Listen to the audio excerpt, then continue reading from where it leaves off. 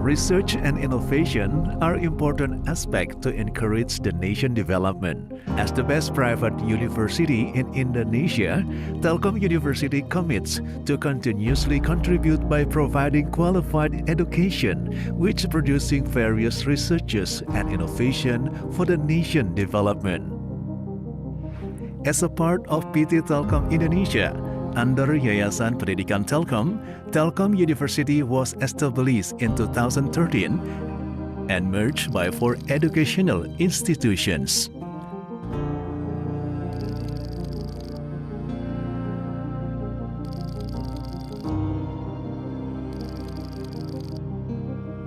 As an ICT-based campus which has the best research and innovation, Telkom University has a purpose: contribute to the nation. Vision: become research and entrepreneur university in 2023, which plays an active role in the development of information technology, base technology, science, and art. Mission: organizing and developing international standard education based on information technology. Develop, disseminate, and apply internationally recognized technology, science, and art. Utilizing technology, science, and art for the welfare and advancement of national civilization through entrepreneurial competences. Telkom University is located in Bandung, West Java Province, Indonesia, which was built on an area of 50 hectares. Telkom University currently has more than 30,000 students, both local and international, from 34 provinces in Indonesia and 87 countries. In addition, Telkom University also has more than 55,000 alumni spread across 30 countries. Telkom University has various facilities that are maximized to be able to assist lecture activities.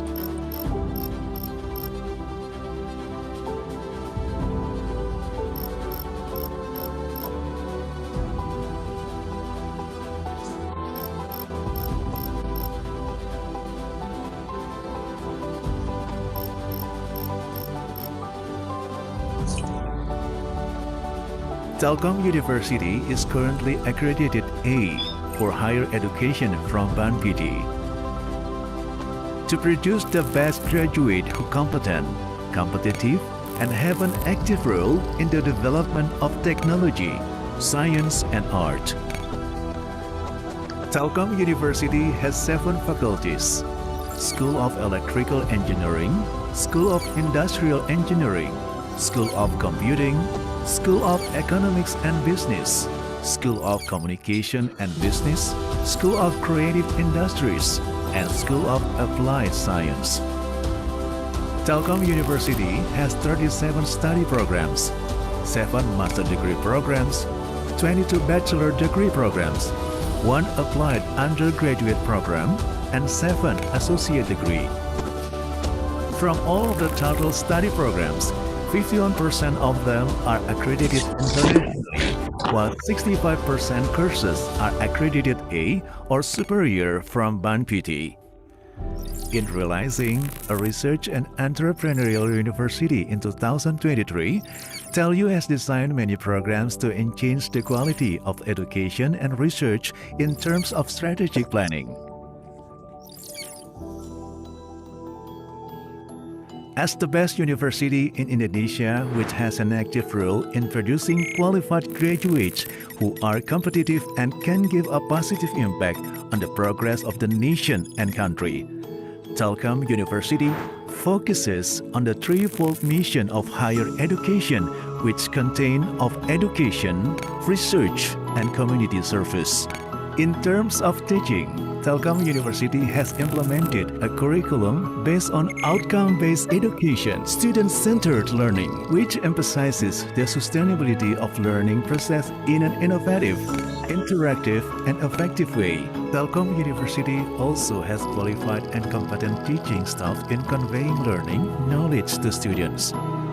Telkom University is the first campus that declared Merdeka Belajar Kampus Merdeka from the Ministry of Education and Culture of the Republic of Indonesia. During the COVID-19 pandemic, all the lecturing activities in Telkom University have been done online by using the learning management system, supported by application mobile center of learning and open education, which makes it easier from students and lecturers to access Siloe anywhere. Telkom University has international programs that are divided into regular program, partnership-based program, program, and short course program.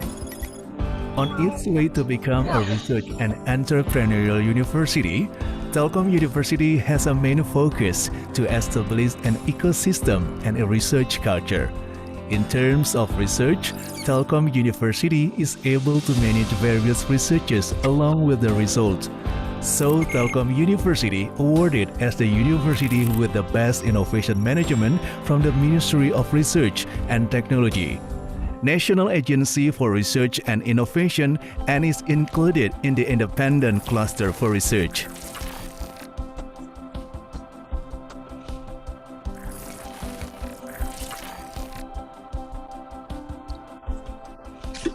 To support the research and innovation activities, Telkom University has 5 research centers that are supported by 31 research groups from each of the faculty.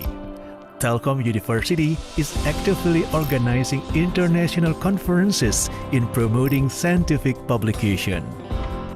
Telkom University owns Bandung Technopark, which is Science Technopark and has 3 main roles. There are research and development, growing and developing technology-based startups, and growing the industry cluster so the innovation ecosystem can be realized. During the COVID-19 pandemic, Telkom University continually doing various research and innovation such as autonomous UVZ mobile robot, the first collaboration with Lembaga Ilmu Pengetahuan (LIPI) in Indonesia.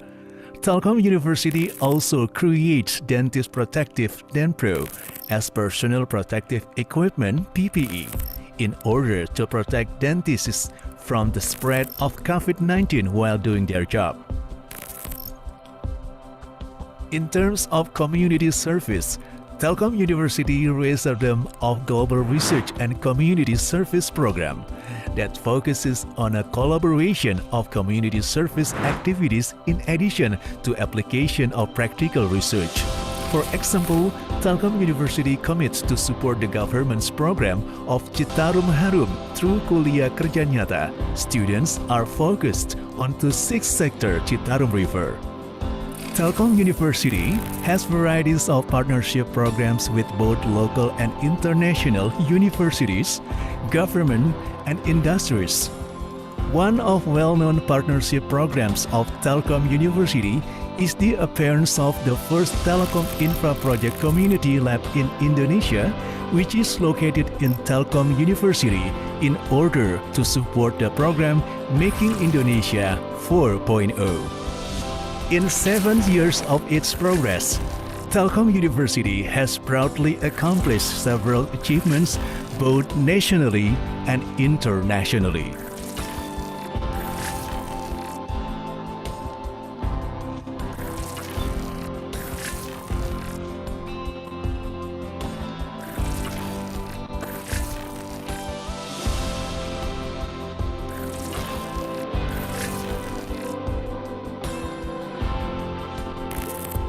Telkom University is committed not only for producing graduates or base human capital, but also to continuously strive producing research and innovations that support for making Indonesia 4.0. Telkom University creating the future.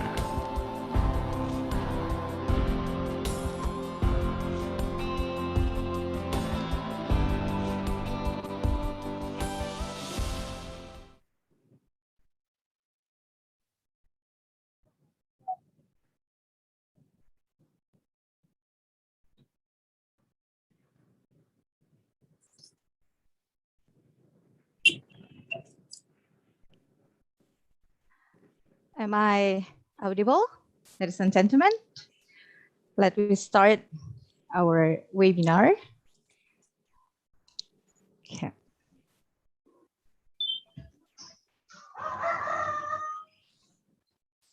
Okay. Honorable Dean of Faculty of Communication and Business, Telkom University. Honorable Vice Dean in Academic Affairs and Vice Dean in Human Resource Affairs of Faculty of Communication and Business, Telkom University. Honorable, the Head of Business Administration Department. Honorable Head of Business Innovation and Development Research Center, Business Administration Department, Faculty of Communication and Business, Telkom University. Distinguished speakers, Professor Dien Jiu Bui, or Professor Richard from College of Management, UNZ University, Taiwan.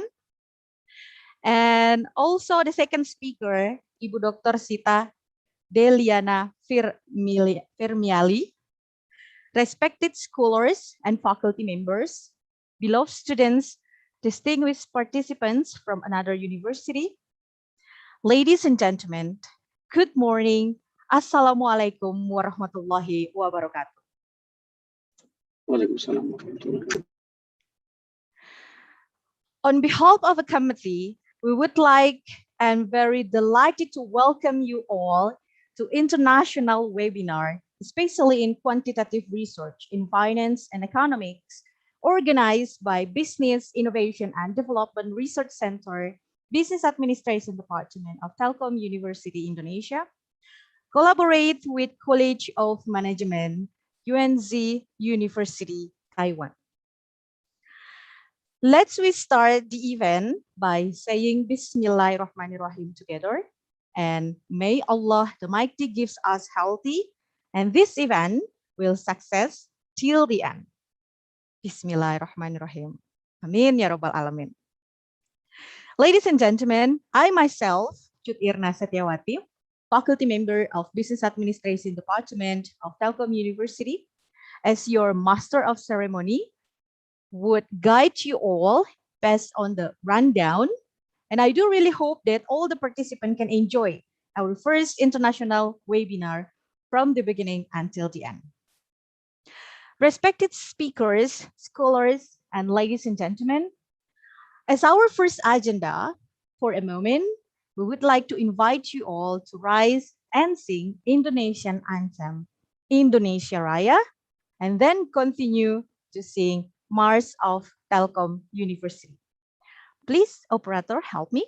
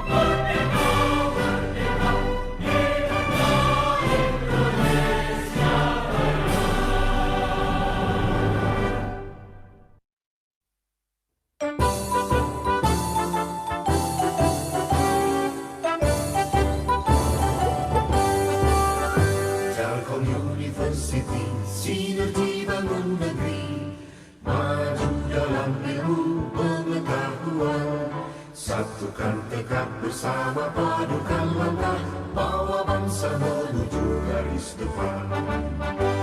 Raih cita radu asa, sing-singkan lengan, tingkatkan inovasi, unggulan dan prestasi, semua demi keluhuran bangsa, masyarakat adil makmur sejahtera. Laksanakan pendidikan dengan semangat pengabdian, ciptakan kehidupan gemilang.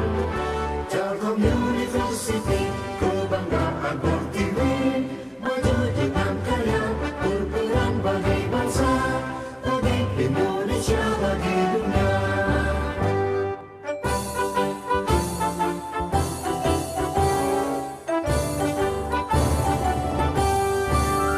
Telkom University, sinergi bangun negeri, maju dalam ilmu pengetahuan, satukan tekad bersama, padukan langkah, bawa bangsa menuju garis depan.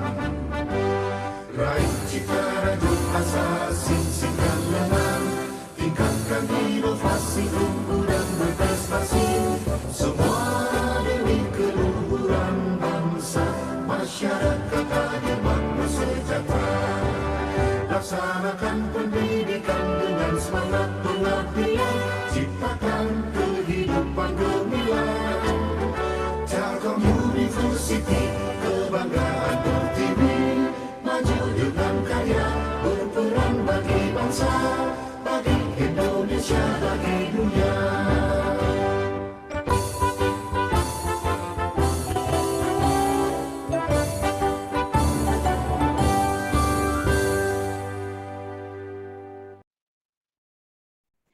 Thank you so much, ladies and gentlemen.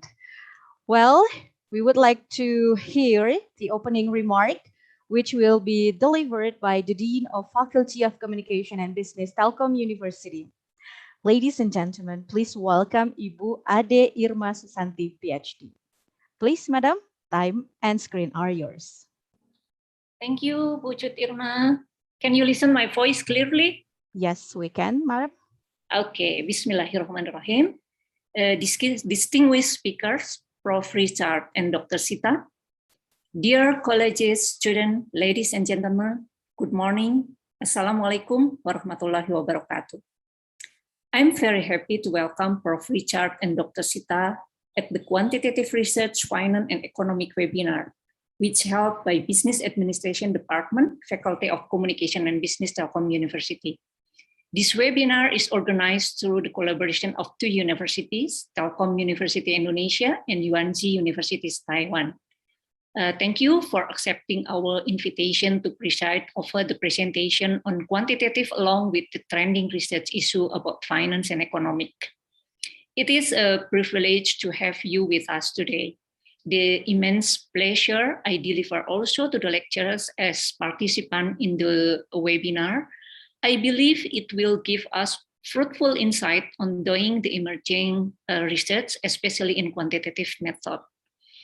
As we know that the main task of being a lecturer is conducting research, we should maintain professional practice to do the research based on our personal expertise. To undertake a good quantitative research, it involves the systematic investigation of observable phenomena with the goal of predicting the realities. It is important to have a precise measurement as the research trending is constantly evolving with many different points of view. We shall explore it more by discussing it together in this webinar. And in addition, I wish that this webinar can be the opportunity to broaden the golden momentum in doing the collaborative research with the UNC University or other universities. Furthermore, I'm so much expecting we can engage in doing the research strategies partnership between the two universities or more. The participant may propose the research draft at the end of this webinar. In the further discussion will be led by the moderator, Bu Shirley, in the Q&A session. It bears the mission to bring along novel research in quantitative method. I ensure this workshop will enrich our knowledge. Once again, my sincere gratitude of thanks to Prof. Richard and Dr. Sita for taking a keen part as the speaker, and also Bu Serli as the moderator, and also Pak Agus, who has been successfully organizing the workshop. I hope it will run in a productive discussion. Have a great workshop, ladies and gentlemen. Thank you. Wassalamualaikum warahmatullahi wabarakatuh. Waalaikumsalam warahmatullahi wabarakatuh. Thank you, Ibu Ade Irma Susanti, PhD, as our Dean, Faculty of Communication and Business. Thank you. To remember our international webinar and for publication purposes, of course, I encourage you all to open your camera, and we would like to have a photo session or screenshot with all the speakers, committee, and definitely our honorable participants. So please, operator, help me. And I encourage you all to open the camera, please. And also use a virtual background if you can use it, but you cannot, no problem. Okay.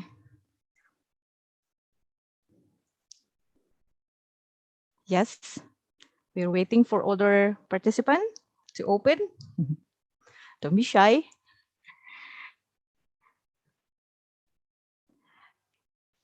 Okay, thank you so much. I do believe that all of you maybe are in office or in somewhere, but no problem. You can open the camera. Okay, operator, are you ready? Would like to take a photo. Don't forget, honorable participant, I would like to inform you that this is also connected directly with YouTube. So we can publish in the world range. Okay, I would like to count from 3, 2, 1, and give your best smile. Smile. Okay, done, operator? We would like once more. Next screen, maybe. Okay, one more time. In 3, 2, 1, cheese. Okay, thank you so much. And a good spirit to talking about finance and economics, ladies and gentlemen. We know exactly this topic is so tough, but it's really interesting. International money, banking, and finance have becoming a central of understanding how modern open economies and national economic policies work and interact. Financial economics is important in making investment decisions, identifying risks, and evaluating securities and assets. So on the other hand, what is the importance of doing research? It plays an important role in discovering new treatments and making sure that what we use existing treatments in the best possible ways. Research can find answers to things that are unknown, filling the gap in the knowledge, and also changing the way that healthcare for professional works. Indeed, applying quantitative methods, models, and corresponding algorithms helps to make more accurate and effective and efficient research for sure of complex economy phenomena and issues, as well as their independence, with the aim of making decisions and forecast future trends of economic aspects and processing. Economics research, ladies and gentlemen, regenerates a wide range of benefits that include information, technological change, and improved policy. There are few quantitative studies of the benefits of the economic research. This webinar represents a focal point for understanding issues involved in economic growth, providing a truly global perspective on monetary and financial questions in a national and international level. Today, it is an honor to us to welcome distinguished speakers, Professor Dien Dieu Bui, or we call him Professor Richard from College of Management, UNC University, Taiwan. And Also, please welcome Ibu Dr. Sita Deliana Firmiali from Business Administration Department of Telkom University, which will share about their perspectives and experiences regarding quantitative research in finance and economics. This session, ladies and gentlemen, will lead by our moderator, Ibu Shirley Artadita. Ibu Shirley, how are you? Hello, I'm fine. All right. Before I give the control to Ibu Shirley, I would like to read a little about the educational background of Ibu Shirley, our moderator. She graduated for bachelor degree of agricultural technology from Faculty of Agroindustrial Technology, Universitas Pajajaran in 2016. And then Master of Business Administration, Department of Industrial Management, School of Management, National Taiwan University of Science and Technology in 2019, and also double degree, Master of Science in Management, School of Business and Management, Institut Teknologi Bandung, or ITB in 2019. She is also the lecturer or faculty member in Business Administration Department, School of Business and Communication, Telkom University, since 2020 until now. And also a very good researcher in School of Business and Management, both of in ITB and also in Telkom University. Okay, without further ado, I would like to call upon our moderator. Please welcome Ibu Shirley. Ibu Shirley, screen and time are yours now. Okay, thank you, Dr. Irna. Okay, ladies and gentlemen, could you hear my voice? Yes, okay. We can hear. Okay, good morning, everyone. Thank you for attending this webinar. I believe that you are ready to hear the presentation from our honorable speakers. So in this session, each speaker will give a presentation in 30 minutes, and after that we will move to the Q&A session for 30 minutes also. So any inquiries, please write it down on the chat box, or later you can raise your hand. Okay. Now I will introduce our first speaker, Prof. Dian Gyobi, or Prof. Richard from Yuanza University. Hello, good morning, Prof. Richard. Yeah, hello, good morning. Can you hear me? Good morning. So now I will read his curriculum vitae for a moment. So Prof. Richard took Master in Finance in Yuanza University, Taiwan, from 2014 until 2016, and he continued to PhD in Finance, National Taiwan University, or NTU Taiwan, and graduated in 2019. And for the academic experience, he has a lot of experience in academic field. He started as a lecturer in Chon Tho University, Vietnam, until 2014, and he became research and teaching assistant at Yuanza University, Taiwan, and also at National Taiwan University, or NTU Taiwan, until 2019. He also became a visiting scholar at Gabonese School of Business, Fordham University, USA, and School of Business and Economic University of Hong Kong in 2018. And since 2019 until 2020, he became assistant professor at Nanjing Audit University, China. And now, from 2020 until 2021, until now, he became assistant professor at Yuanza University, Taiwan. For the programming skill, he mastered a lot of skill, such as like Stata, SQL, Python, and many more. His research interest is on banking, corporate finance, asset pricing, and household finance. He also became a referee for journal, the European Journal of Finance, Applied Economics, Asia Pacific Journal of Financial Studies. For the publication, he has a lot of publication, but I will read the latest one.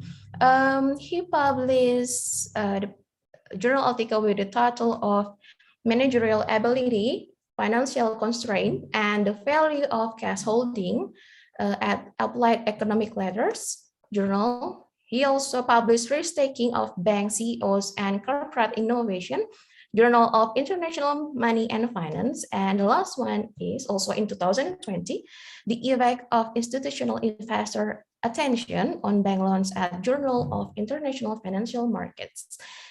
For the conference, the latest one, he on the Taiwan Finance Association, or TFA 2020 at Taiyuan, September 2021. He also got a grant from Taiwan Most 2021 with the title of Corporate Innovativeness and Ensemble Machine Learning Approach. He also got several honors, and the latest one is TFA 2020's Fubon Best Paper. Wow, a lot of experience from Prof. Richard. So, Prof, yes, are you ready? Okay. Yes. Sure. Okay. So now the time and meeting is yours, please. Okay. Let me share my screen.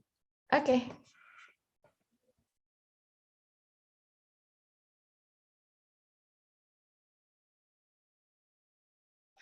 Can you see my screen now? Yes, but not in the full screen. Yeah, How about already now? in the full screen. Okay. Okay. So hello everyone. Hello Dean ID Ina, Dr. Sita, moderator Kurt Ina, and moderator Sally, and on the audience. So my name is Richard, and I come from UNC University in Taiwan. And in today talk, I will present two studies on banking, because this is my main field of study. And I also give some of my experience in terms of doing this two research, and also my talk about the future development in this field. Okay, so first I want to introduce about myself first. So I'm an assistant professor in finance in UNC University, and my research fields is banking and corporate finance and bank asset pricing. My publication are now, I have some publication in some journals like JBF, JIMF, JIFMIM, or JFS. All of these journals are A or A star ranking in ABDC list of ranking in Australia. I also have some collaboration with international co-authors like in the US, in Hong Kong, UK, or New Zealand. I also have one co-author from Indonesia. So in the later of my slide today, I will introduce him to you. Okay, so I welcome any future research co-work from you. If you have any research interest or idea, it's free. Do not hesitate to contact me in the future. Okay. So where I am now, I'm from UNC, and this is a top leading school in terms of finance in Taiwan. So we have many fields in UNC, but I'm not sure about all the fields, but in terms of the finance, this is one of the top school, because our professors continue publishing paper in the top journal like JCF, JBF, JOE. JOE is the top one in econometrics, and JBE is the top one in the business ethics. We also have English program. So in terms of the finance, according to my understanding, according to my knowledge, only two schools in Taiwan provide full English program, and UNCs are one of them. So if you want to study about graduate level in finance in Taiwan, so UNC is really welcome all of you, all of the future students. So we have bachelor, we have master and PhD program in finance, accounting, business management. So it's really many choice for the students. And our graduates are welcome in top school after they graduated. For example, in Taiwan, if you graduated from UNC, you can continue in National Taiwan University. And this is the top one in Taiwan. Some of our students also go to Australia, like Queensland University, or in some European country. So I think if any student have interested in continue master or PhD, UNC is a very good place for you in the future. So that is just introduction about myself. So now I will come to the my talk. So I will introduce to you two of my research today. So the first one is risk-taking of bank CEOs and corporate innovations. This is published in this year. And the second paper is the effect of abnormal institutional attention on bank loans. So you see that both papers are about banking. Okay, so I will go one by one first, but because we don't have so much time, so I just give you the summary, and then I will discuss about the process when I do this two research and share with you some of my experience when I publish these two paper, trying to publish two paper. So the first paper is about the bank CEO overconfidence and the borrower's innovation. So the idea of this paper is we look at the bank overconfident CEO. So the bank, they have the CEO, and this CEO are overconfident. So how this CEO can affect the borrower's innovation. So this is kind of a new idea in the literature. And the question is that whether this CEO will lend more to the innovative firms or not. And if they lend more to innovative firms, whether these innovative firms can use these financings to improve their future, the subsequent innovation or not. So the idea is very clear. However, the main question is how to test it. I mean, how to measure the overconfidence of a person. So this is one bias, right? So what is this kind of bias? It means that a person think that he's better than average. So this is an average level. But some people think he's above, he's better than average. So people in this field, people call this is overconfidence bias. What is the implication of this bias? Because he thinks that he's better than average. So normally, this kind of person will take more risk compared to all the normal person because he's so confident about himself. So he's thinking that he can better to control the risk level. So he take higher risk, but he think that he can control it. So this is the kind of bias in literature, and we apply to the banking field. So how to measure this? This is the main question. So we apply one model, one measures in 2005 in JF Journal of Finance, the top one journal in finance. So this is user option level. We use the option compensation data of the CEO from S&P 1,500 firm in the US. Intuitively, the rational CEO should exercise the highly in the money options. For example, if the option is 100% profit already, we should exercise because this is the CEO of the firm. So he has a lot of risk in this firm, right? So if he has a chance to get the profit, he should exercise it and diversify his wealth in other company. For example, he can invest in real estate, invest in all the investment assets. However, if he is overconfident about himself and overconfident about the firm, he should he continue to keep this option and do not exercise. So if he do not exercise when the option is very profitable already, it means that he's overconfident. So the idea is from 2005 paper, and we apply it and calculate the overconfidence level for every CEO in the US 1,500 firms, and then we measure the overconfident CEO. And then the second part is how to measure the firm's innovation in today finance literature. We follow the 2001 and 2005 paper by Horn et al. And Acara and Su in 2017 paper, and we use several measures to measure the firm innovation. For example, the R&D expenditure. How much money the firms spend on the R&D, and then the innovation output. For example, the number of patents or the number of citation of this patent. So to capture the innovation of the firm. And this is our main results. So you can see that in this column, we have the HRT. What does it mean? It means the CEO overconfidence. This is if the bank have the overconfident CEO. So this is one dummy variable. And in the dependent variable, we have the R&D we have the high pattern, high citation, or if the borrower is come from the technology industry or innovative industry. So you can see that all results are positive and significant. So the star here is a significant level. So you can see that if the bank, they have overconfident CEO, it's more likely that they will give the bank loans to the innovative firms. So this is our main first results, okay? And then after getting these loans, how these innovative borrowers will use the money. They will, you see that in the first year to 4 years after getting the loans, they will invest more in R&D. So you can see that the trick variable is if they get the loans from the overconfident CEO, they will invest more into the R&D in the next 4 years.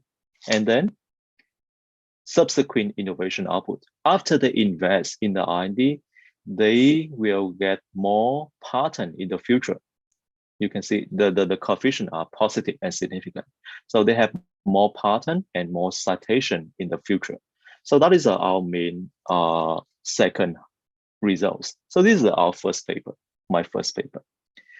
The second papers about banking that I want to introduce to you is the recent paper just published in last month with Inxiang, Chuyong, and Robin. And I highlight Robin in yellow color because he's come from Indonesia. So the paper is the effect of abnormal institutional attention on bank loans. So this is I want to study about the relation between the whether the institutional investor, they pay more attention to the borrower, and if this borrower go to the bank to borrow the money, what is the effect of this attention? So this is a very new research in this field. So let me introduce to you about my co-author. He come from Indonesia, your country, and he graduated from Yuanchu University maybe 2 years ago. But now he's a professor in a Department of Management, Batam University in Batam, Indonesia. So this is his email. So if you are interested in talking with him, you can email to him. So let me introduce to you about this second paper. So we want to study about the institutional investor attention in the bank loan. So what is an institutional attention? So who are institutional investors? They are mutual funds, they are hedge fund, or they are pension funds. They invest to one company. So they are shareholder of the company, but they are institutional, not retail investor. For example, not like us. I go to buy the stock. I just a retail investor, but they are the institutional. Okay. So how to measure the institutional attention? We use the how many times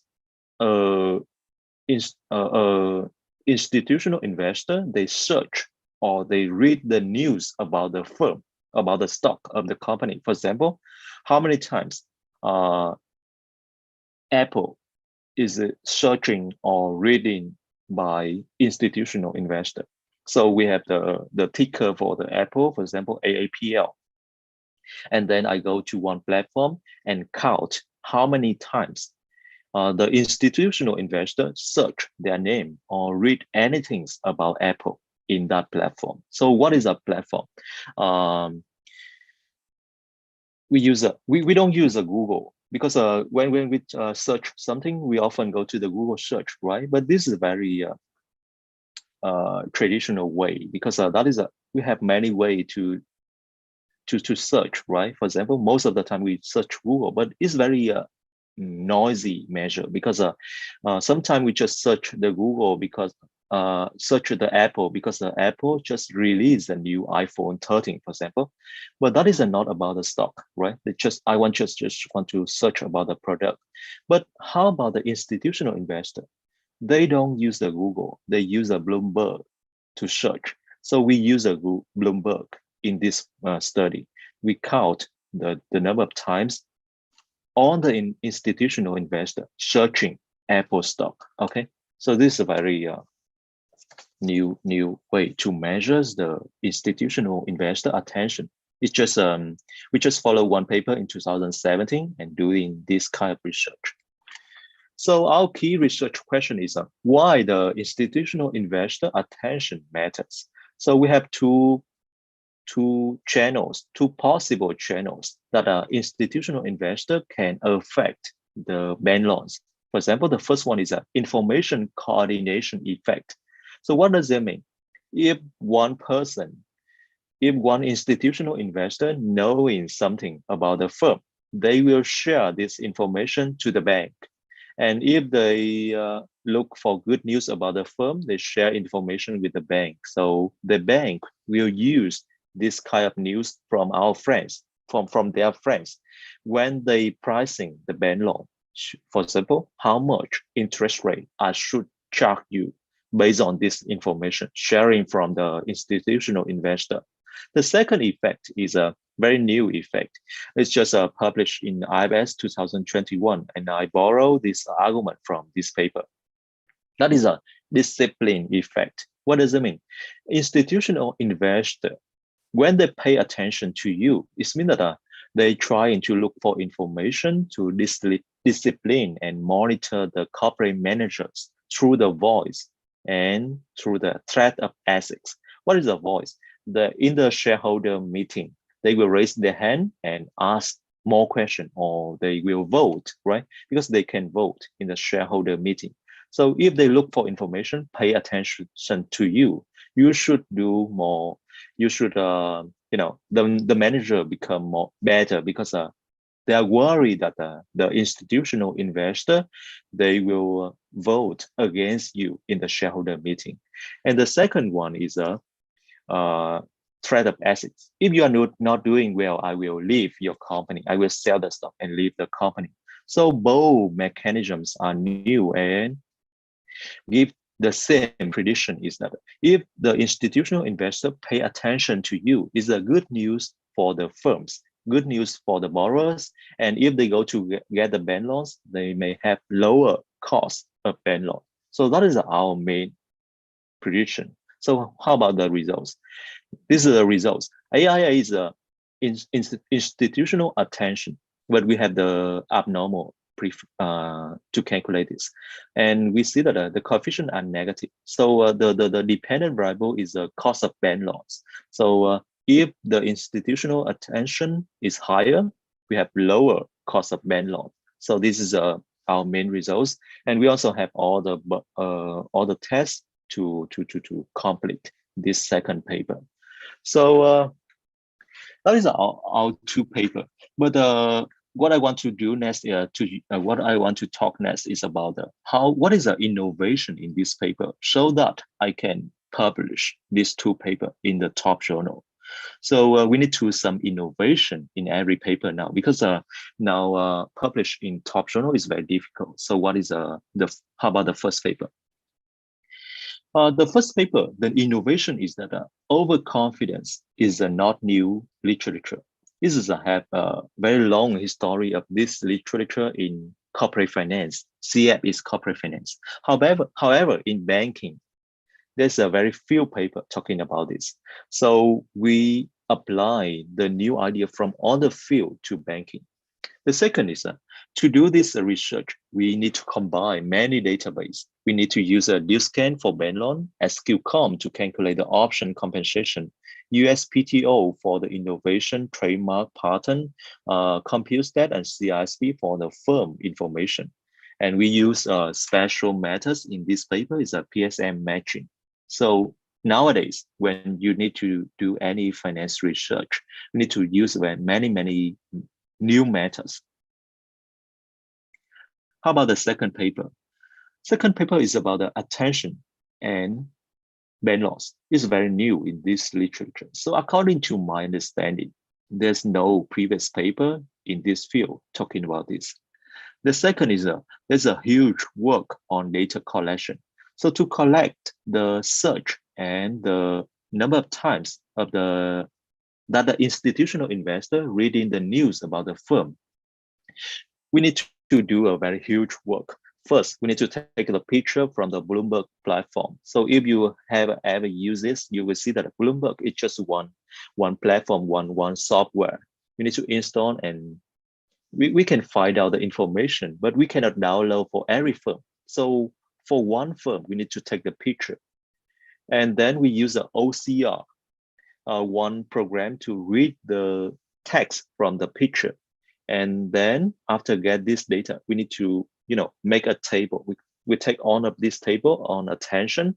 And then after having this data, we need to merge with the borrower's data from many other database, like a previous paper.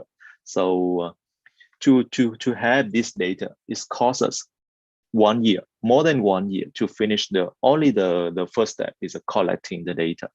And in this paper, we also use many special methods like matching or IV regressions to do in this paper. So this is our second paper.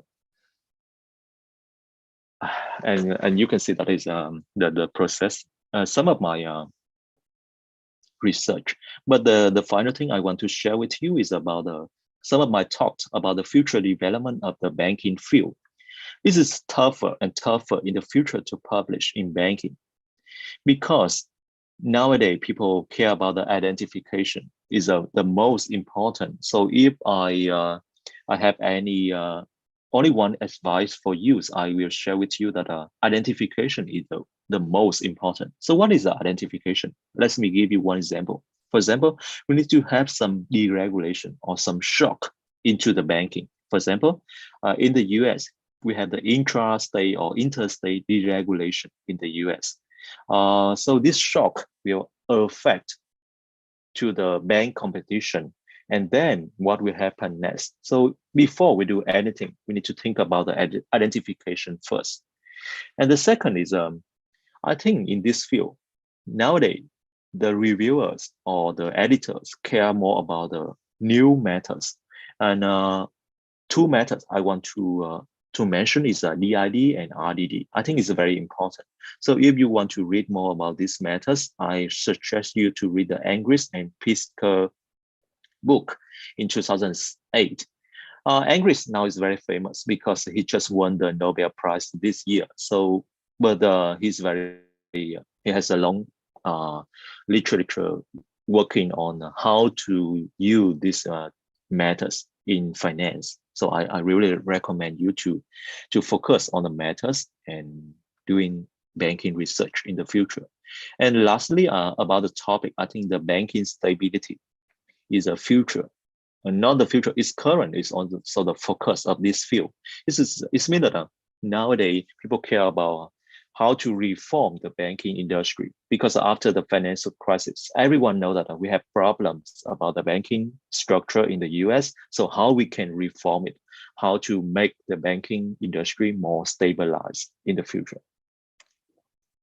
Yeah, so that is all of my presentation. Thank you for your listening. And for collaboration, please contact me on by this email. I really welcome any future collaboration from you. So thank you so much. Okay, thank you so much, Prof. Richard, for your presentation. Ladies and gentlemen, if you have any question related to two papers published by Prof. Richard, please write it down on the chat box, or maybe you want to ask other things related to bank or loans or CEO at banks and many more at finance fields. Please do not hesitate to ask at the chat box. Okay, Prof. Richard, thank you. Before we going to the Q&A session, we will move to the second session, presentation by our second speaker, Dr. Sita Deliana. Hello, Dr. Sita. Hello.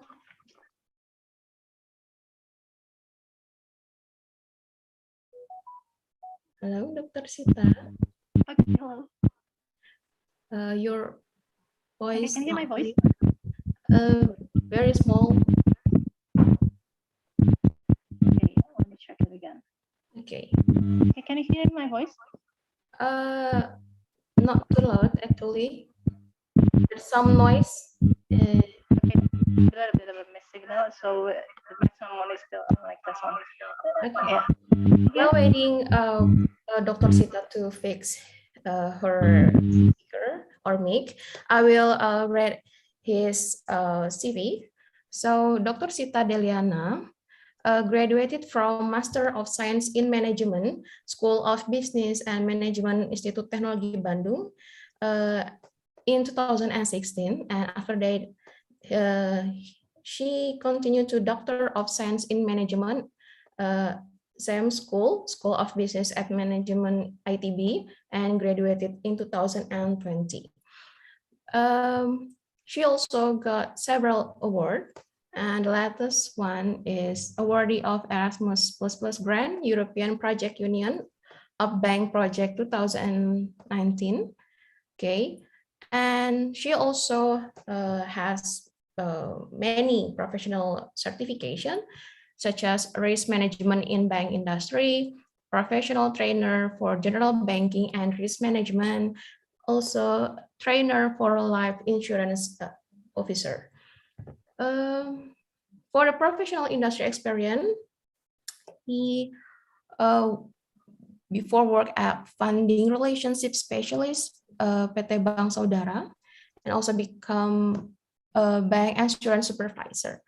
For the software skill, she master Stata, R, and also Atlas, and many more software. She also become editorial and reviewer for many conferences, but I will read some of them.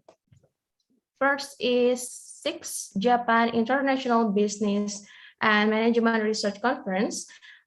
Second, the 3rd Educational Science International Conference, and first Indonesia Academic of Management International Conference in 2020. For the publications, she really has a lot of publication, especially in finance. The first one is investigation on leveraging effect of women directors on the board on R&D investment and firms' financial performance in the context of developing countries, evidence from Indonesia, published in Afro-Asian Journal of Finance and Accounting. And also the second one is constructing the ideal SRI, Sustainability Reporting Index, framework for Indonesian market, combined perspective from rating agencies, academics, and practitioners, published in Social Responsibility Journal.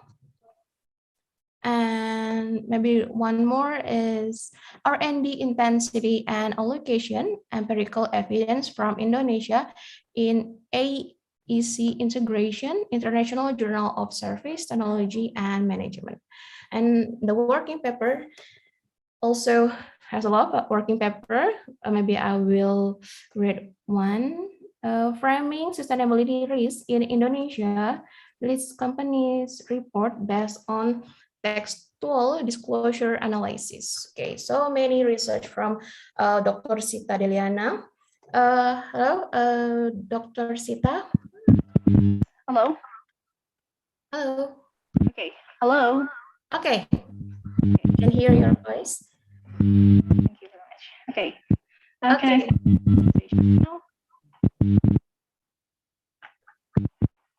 Hello. At my place, there's some noise from you, Dr. Sita. Hello. Okay. But we can hear, even though small voice. Yeah. Maybe you can start it now. The time is yours, Dr. Sita. Okay, thank you very much. Let me share my slide first. Yeah. Okay. Wait a bit. Okay. Okay, everyone. Yeah. Can you hear? Can you see my screen? Yes, we can, but not in a full screen, Dr. Sita. Okay, I'm not gonna make it into full screen yet. Okay, wait a bit. Okay. Okay. Good morning. Thank you very much for having me today. Okay, once again, let me introduce myself. My name is Dr. Sita Deliana Firmiali. You can simply call me by Dr. Sita. And then here's also a little bit of summary between for my professional CVs. As Mrs. Sarah already mentioned to you before, that actually before I go into the academic field, I was into the industrial ones first. I was into the industrial industry for more than 8 years until after that, I continue my studies. And then after that, I go into the academics one. Okay. And then my skills actually are much more into the strategic finance. And now after I undergo my PhD, after I finish my PhD, I'm much more focused on the business ethics and finance, sustainable investment, sustainable finance, as well as for the risk management ones. Okay. Okay. Here's I'm gonna little check. Yeah. I'm going to tell a little bit of a reminder, yeah, about the research directions in finance, because, yeah, as you all know, I'm actually from the Faculty of Business Communication as well as Administration from the Telkom University. Meanwhile, right now, yeah, we're still trying to improve the quality of the research in finance field in our faculty. That's why, yeah, I invite so many participants from the students to go into this course today, because I want to introduce you guys to various research directions from finance. Yeah. The first thing, the most common one, as you can see, we have investment analysis, portfolio theories, as well as options and options frozen theory, and also the dividend policy, corporate governance, business ethics and finance, social responsible investment, sustainable finance, entrepreneurial finance, risk management, as well as assurance, and behavioral finance, design finance, financial literacy, and financial technology ones. Yeah. So meanwhile, I'm myself much more focused into this one, the social responsible investment, as well as the risk management, as well as currently right now I'm into this one, the Islamic finance, as well as behavior finance, as well as financial literacy ones. Yeah.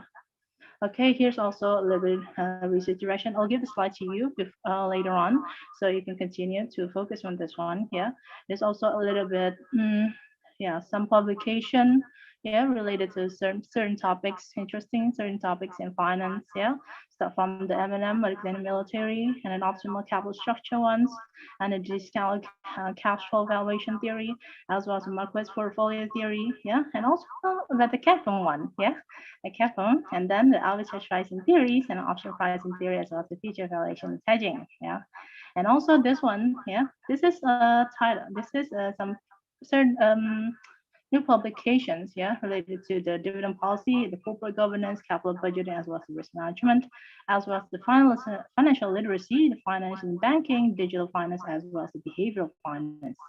Meanwhile, this one is for the Islamic finance, sustainable finance, social responsible investment, and the business ethics and finance. As well, this one, entrepreneurial finance, accounting finance, financial technology, as well as the insurance one. Yeah. This is just a little bit reminder about the research methods in quantitative finance.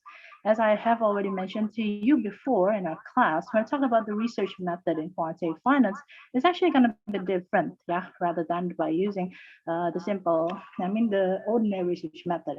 Because in order to us to do the research method in quantitative finance, you need to know exactly, yeah, what is the basic distribution of the data itself, yeah. So the chart itself is not only going to be linear. Most of the time, you'll find the nonlinear data. Okay, as you can see, yeah, here I have statistics one and econometrics. Yeah, as you can see from the statistic, I've already mentioned to you guys before. Yeah, we start from the normal distribution, or central chi-square distribution, as well as the factor analysis one. Yeah, and then the Bayesian invariance and value method, the multinomial distribution, log normal distribution, the chi-square distribution, as well as discriminant analysis. And then for this one, econometrics, yeah, the econometrics, most of the time, we use only the linear regression models. But in the reality, it's not going to be like that, because most of the data itself, it is nonlinear. So you're not most of the time, you're not only using the linear regression model, but most of the time you're using the nonlinear regression model. And not only using one step OLS, but also you need to use sometimes 2 times, and then a 2-stage OLS, and then 3-stage OLS, yeah. And also the regression models itself is not going to be only one linear regression models, yeah. When we talk about the regressions models, there are many types of regressions. Start from the panel data models, yeah, the time series models, the Gaussian analysis, the scoring Gaussian one, robust logistic regression, which is specifically a non-parametric regression, and also the GMM, generalized method of movements, yeah. And also you'll find a three-stage regression, which is technically will give you a little bit similar results with the seemingly unrelated regression. And also the quartile regression, defensive forecasting, as well as the dynamic econometric costs. Yeah, this is some research methods of quantitative finance. Yeah, specifically from the econometrics. Okay. Now I'm going to tell you guys a little bit about title, yeah, of a publication. There's technically a mix, yeah, between the quantitative research and finance mixed with a multiple management science field. As you guys can see, yeah, you guys can build your research into this one. Yeah, if you're into marketing, it's okay. Yeah, if you're into marketing, if you're into the human research, if you're into the operation management, it's okay. Yeah, it's okay. It's the same as finance. However, to make it much more interesting, to make your research much more essential, if I may say, yeah, you need to mix it. Yeah, you need to mix it, such as like this one. Yeah, we talk about the marketing field, measuring return on marketing investment, as well as the value of marketing innovation by market-driven versus market driving. This is the title of a publication that's technically focused on on the combination between the two fields. The first from the marketing field, the second one is from the finance field. Yeah, the same goes for the human research. Yeah, the human capital efficiency, as well as an equity funds performance during the COVID-19 pandemic, as well as the executive compensation and financial reporting quality of Nigerian financial service industry. This is a type of publication that is mixed between the finance as well as the human research. Yeah.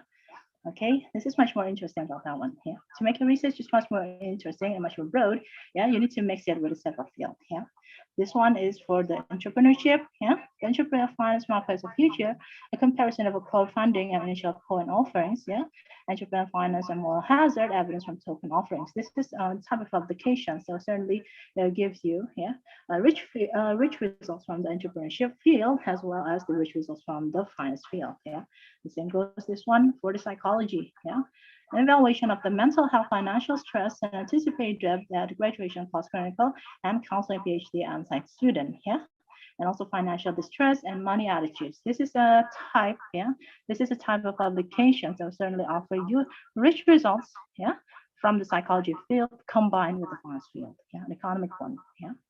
The same goes also for the health management, the hospitality management, as well as the agricultural finance. As you can see, this is very interesting. Yeah, I talk about the agricultural finance. Ways to finance sustainable rural development from internal resource. You can simply link it. Yeah, this is simply linked it with the credit. Yeah, with the credits for the farmers. Yeah, and that goes into the finance field.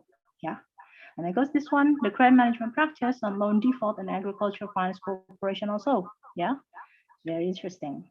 Okay, now I'm gonna share a little bit of a little bit about regarding my publications. Yeah, I have already done, as Mr. already mentioned, I have already done several publications, not that many, but several only.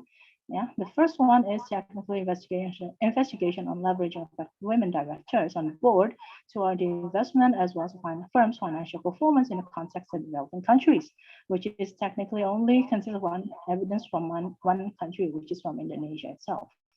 And this paper, I checked whether the gender diversity, specifically, the women, the number of women added to executive board, will add increase leveraging effect to the firm's performance, And this results, I get the data from 227 public companies listed on the IDX, and then I use the content analysis.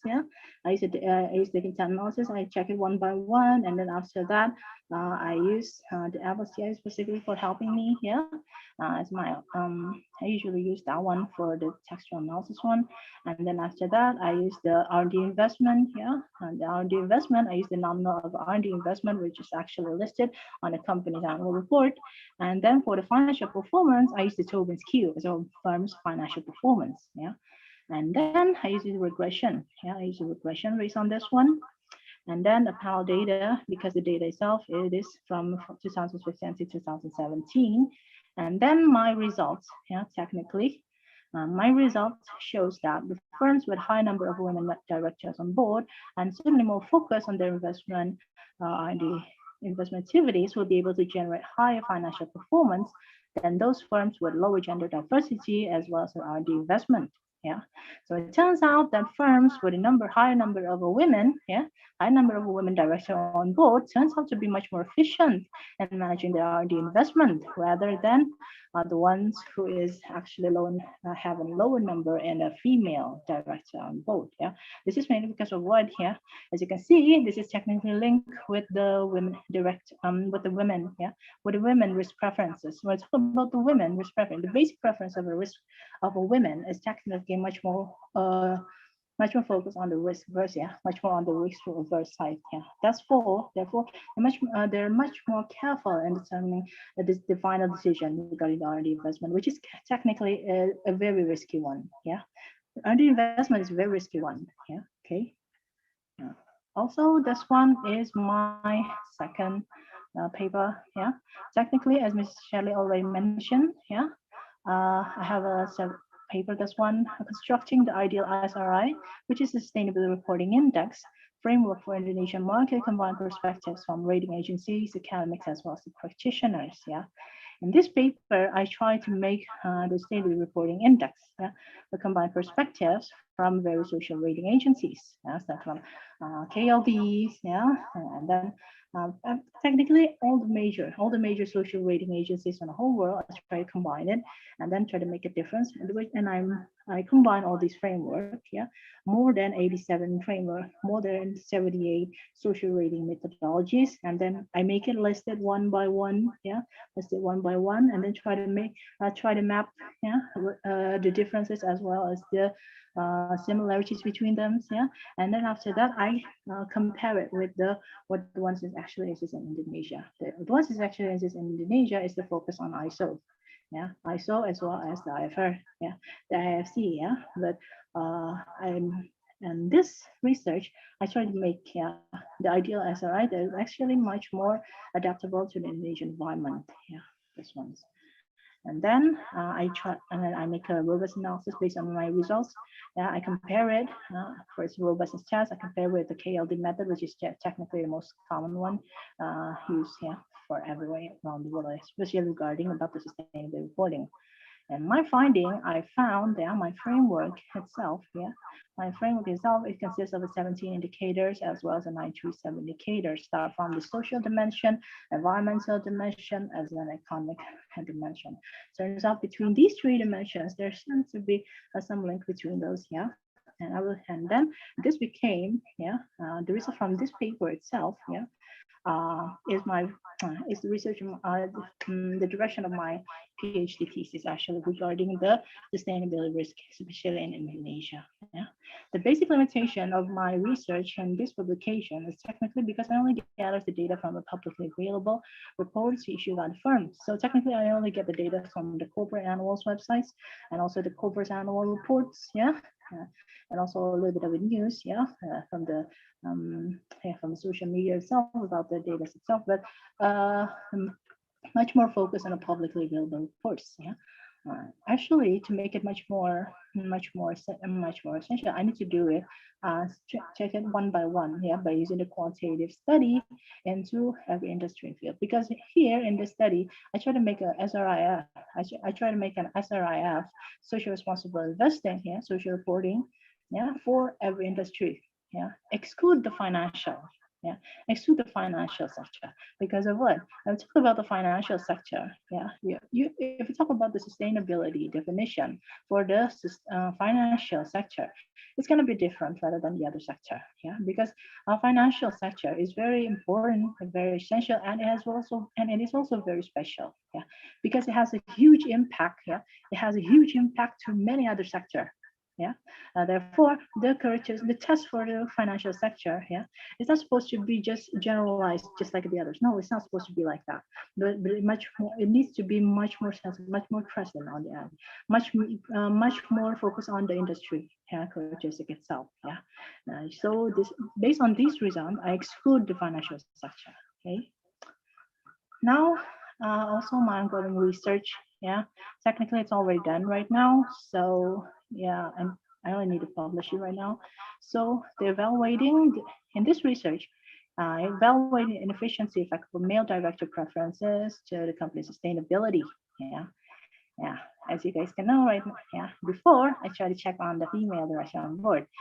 Meanwhile, for this one, yeah, I check the preferences of male director influence companies and efficiency in a short run that could potentially damage company sustainability. Yeah, I use the data for more than 400 listed financial companies, yeah, for the year 2013 and 2016, and then I measure the inefficiency, the efficient as well as the inefficiency. I use the DEA, yeah, data development method, yeah, and then after that for the sustainability itself, I still use the textual analysis by the company's report, and then after that, yeah, I found very specific, yeah, findings, yeah. Yeah, turns out, yeah, the masculine style, especially specifically focused on strategic decision, yeah, may hurt the operational efficiency of the company, and this later on hurt the company's sustainability. This is very interesting because of what? Because of my preferences. But my preference sample in this one is not only focused on, not for every sector in Indonesia, but only for the selected companies, yeah, selected sectors that have higher number of a male director rather than a women one. Okay, so this, so I was gonna say the gender diversity is low. Yeah, so such as the for the mining sector, and then for the yeah, manufacturing, no, mining sector, as well as the agricultural sector, yeah, and then also for the electricity, yeah, uh, electricity, as well as the transportation sector, yeah. And I have those results, yeah. For these research, yeah, I use the seemingly related regressions. As you can see for this one, yeah, the equation sustainability disclosure, operational efficiency, as well as sustainability disclosure for this one. As you can see, you have a significant coefficients, yeah. Firm size and leverage. Turns out the firm size and firm leverage, as well as the firm's R&D investment, as well as the pool size, as well as the firm's ROA, turns out that is to be gave significant effect, yeah, to the sustainable disclosure. Meanwhile, for the operational efficiency, turns out the male director, as well as the firm size, as well as the leverage, as well as the firm's R&D investment, as well as the firm's return on assets, gives yeah, a significant effect also to the operational inefficiencies. Yeah, is this something my results here? Yeah. Meanwhile, for the second paper, that is technically currently, yeah, still ongoing. Uh, I'm going to focus on the business risk as well as ethical behavior influence. Yeah, the title itself is "Does the interaction between business risk and ethical behavior influence firm growth in Indonesia?" And this, yeah, this paper I'm using a dynamic panel data analysis, yeah, for this one, and then to measure the, yeah, here in this one, yeah, the business risk, yeah, the business risk, yeah, and then the ethical behavior as well as the firm growth, yeah, it's ongoing right now, yeah. And here I try to reveal an evidence to show the existence of nonlinear relationship within internally. It is nonlinear ones, yeah, between the firm growth and its business risk as well as ethical compliance present, yeah. Well, technically for the temporary results, yeah, turns out I do have, yeah, turns out we do have some evidence, yeah. And turns out for the firm growth, yeah, the business risk itself, the business risk itself, yeah, as well as the ethical behaviors combined, they both have influence on the firm growth in Indonesia. But however, if we took it and separately once, yeah, the ethical behaviors turns out did not influence the firm growth in Indonesia. This is very interesting. Yeah, this is very interesting. But I predict that these results, yeah, these results perhaps because of my limited samples, yeah, and limited samples is very, yeah, still very low, yeah. And then after that, for the ethical behaviors itself, as I've already mentioned, yeah, when I talk about the ethical behavior, I use the standard, yeah, I use the measure ones, not only using by textual analysis from the content analysis one, because of what? Yeah, because they need to frame it. Yeah, let's just say, yeah, let's just say from scores, yeah, from scores of an efficiency and efficiency of reporting, yeah, from the financial statement, let's just say it is 0.6. It means that, I need to use the score of 0.4. Yeah, need to use the score 0.4 because of what? Yeah, because of what? Up until now, I've already found the evidence. Yeah, I've already found evidence of some. Yeah, let's just say.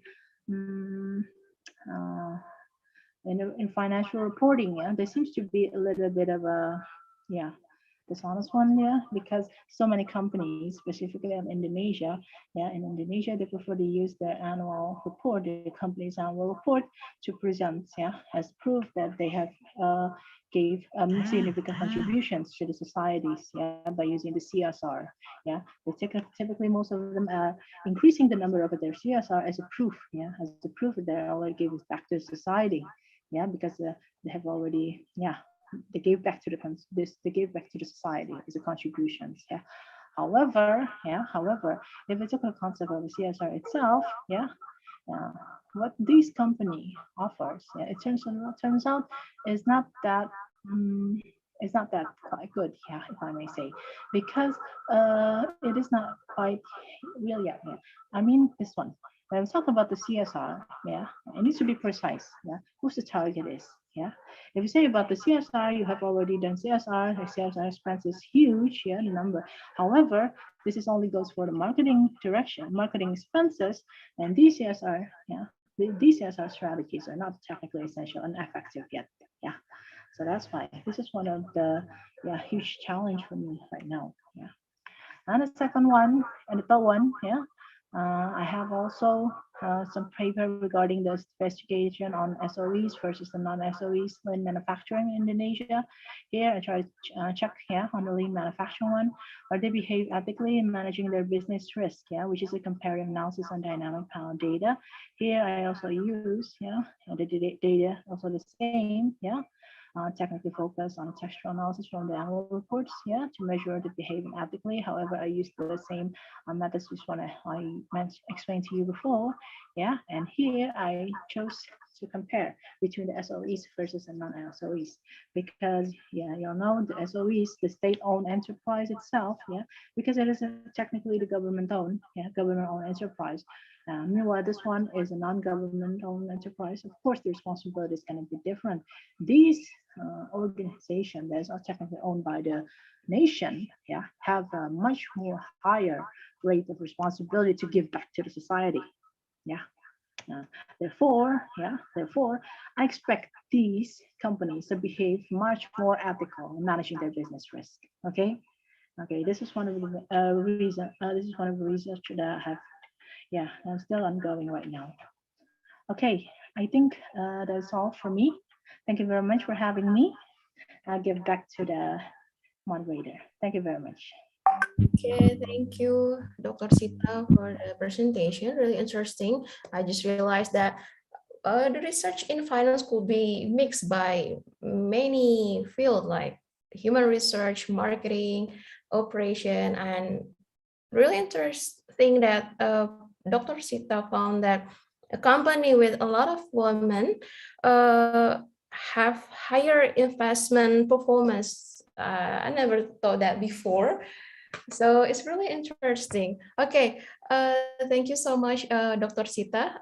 Okay, in the chat box, we already have one question. Now we are on the Q&A session. So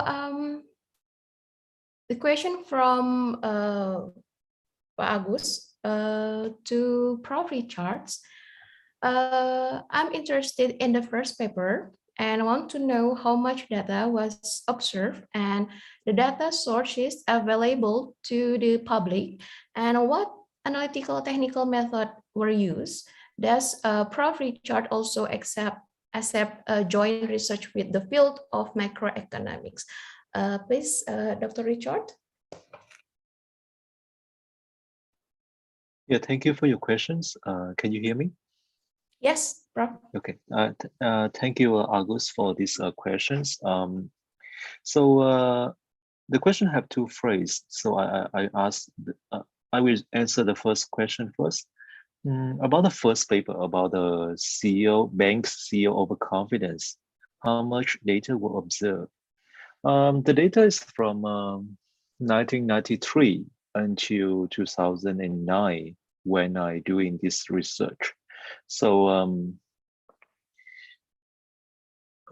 it starts from 1993 because we bought this data from a data vendor, SQCompt, and they sell the data and they starting the starting year of this data is from 1993. So we use all the possible data when I do this research. So it's not the public data, so we need to buy it. And most of my data is just buying from a data vendor. So it's very costly. So how we can buy it? So normally we just apply for funding from the MOSD. So what is the MOSD in my CV? This is a Ministry of Science and Technology from Taiwan. So every year we need to apply for the funding from the ministry and use it. So normally it's not enough because we also need to borrow the data from co-authors. So that's why we have the network of research network. What is the analytic technical methods? So in this paper, we, in addition to, constructing the data, we also use panel data regressions. That is our main methods. But at the same time, we also use PSM matching. So what is a PSM matching? We match every firm, every borrower getting the bank loans from the overconfident CEO with another borrowers getting the bank loan, but not from the overconfident CEO. So this is a matching to have a balanced sample because I want to compare between the apple and the apple. So that's why I need to do the matching so that the borrowers, they share the same covariate first before getting the bank loans. And after that, we compare between their innovations after getting the bank loan. So we can say this is kind of a DID, difference in difference. So we compare the same guy, two same guy, but before and after they get the bank loans. So this is kind of a DID setting. About the third question about the John research in macroeconomics, I have to say that it's kind of far away from my field, but if the macroeconomics is very, very broad, but if the idea is for related to the assess pricing, for example, related to the stock returns or related to the index level, for example, market index returns, for example, S&P 500, S&P 1500 returns, I will more interested in that kind of research because in finance, we also try to link between the finance and macro, and we have the field macro finance. So this field, they link between the stock returns and macroeconomic variables like productions, consumptions, or investment. We also link this field, but actually I never touch this field. I also interested in that field, but this is very difficult. So I never tried before. But if you have any idea related to the stock returns, I will be interested in that idea because that is my field. Yeah. Okay, thank you, Prof. Richard, for the answer. Ladies and gentlemen, if you have any question, maybe you can raise your hand or write on the chat box.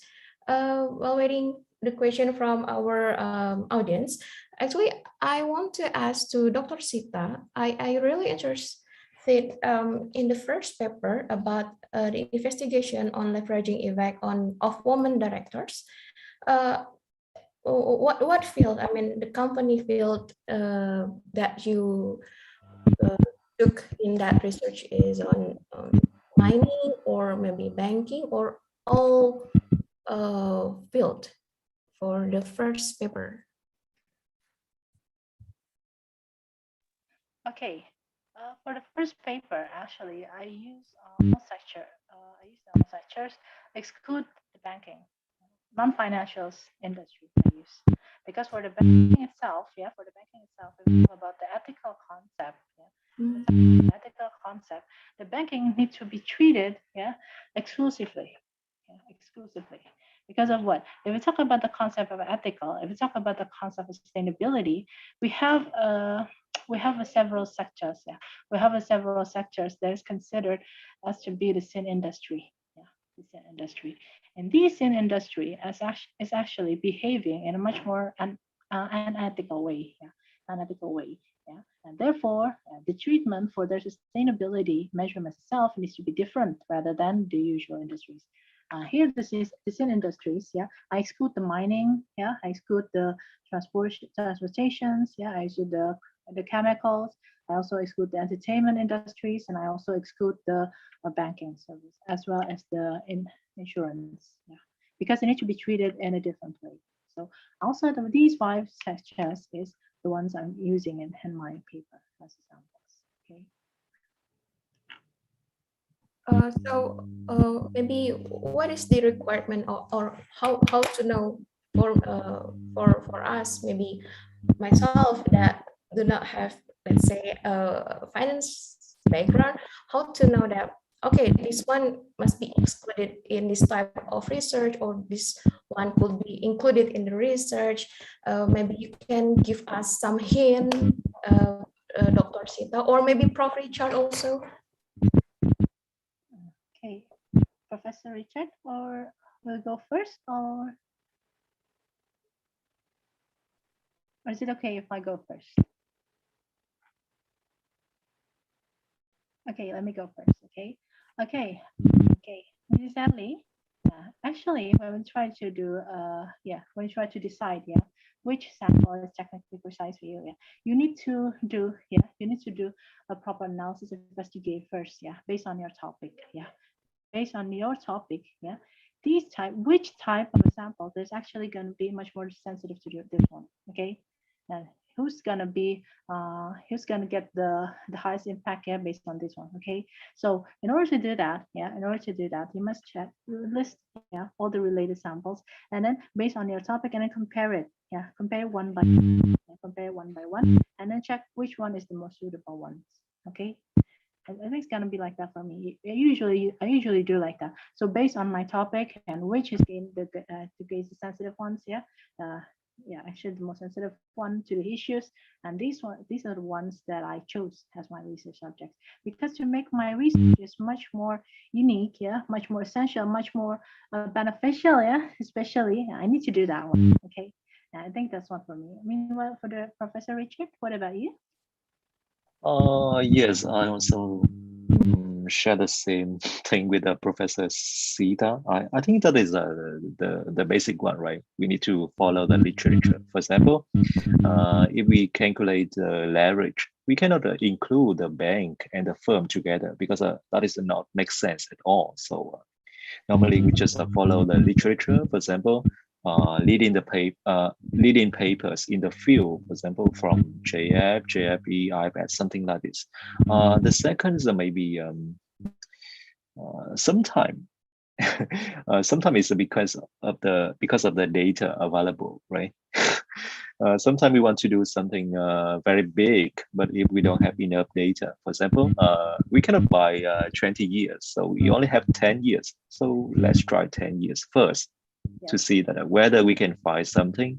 So that is a objective and subjective reasons for data. But normally we try our best to have the same setting with the previous studies. Yes.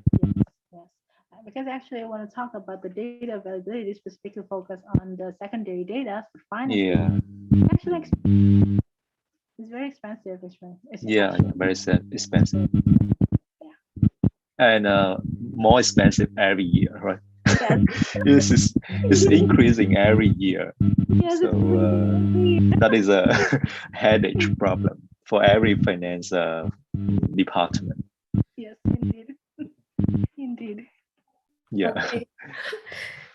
Thank you, Dr. Sita and Prof. Richard, for the answer. We have one question in the chat box from Salman Hamza to Prof. Richard. Your presentation on your two papers were insightful and inspiring. The way you include the risk profile of a bank CEO in funding decision for innovation firms and their effect on innovation firms' performance in your first paper's research variables, I can imagine about that idea in banking topic.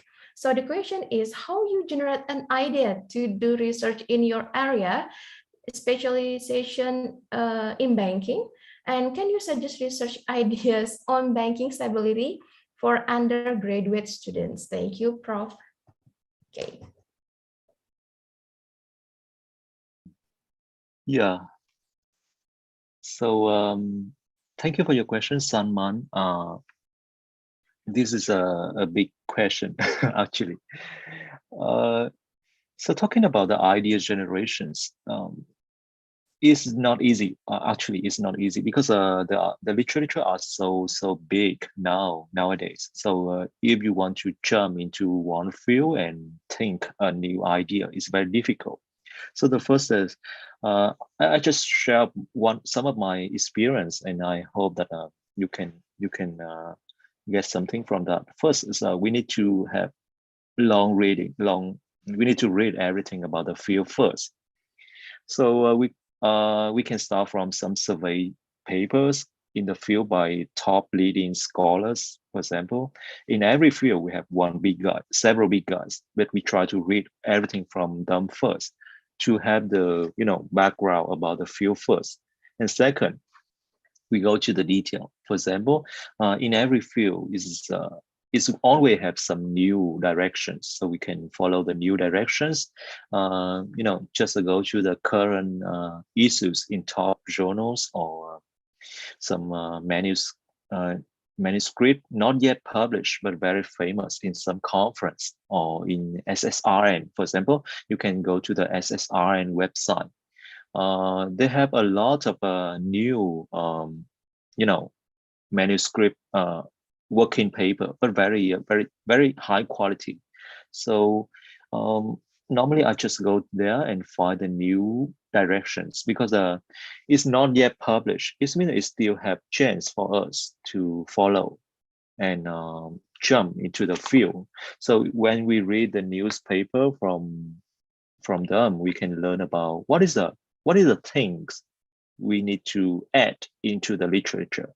So any new idea need to have some more contribution to the just secondary idea. That is the first thing. How about the second? We cannot work alone. So I mean, in finance, it's very difficult to have a group of scholars working together. So normally it's very difficult to have a paper by yourself, by a single author. But we need to have one collaboration with all the faculties, all the professors around the world, because every person will have different mindsets and maybe have different, aspect to think about the same problem. And if we work together, our paper will have more chance. Our idea will be stronger, and we have more chance in the top journal. Yeah, so that's just some of my experience in generating the idea. About the second question, research idea on banking stability. Difficult. Banking stability is a kind of how to make the bank more stable. Okay, I just share one of my idea I'm working on now, but not yet finished. This means that we need to have different viewpoint to the same problem. For example, banking stability. Normally, the central bank or the Fed normally just take care about what they just do two things. First is a capital ratio, right? Raise the capital of the bank so that the bank will become more stable.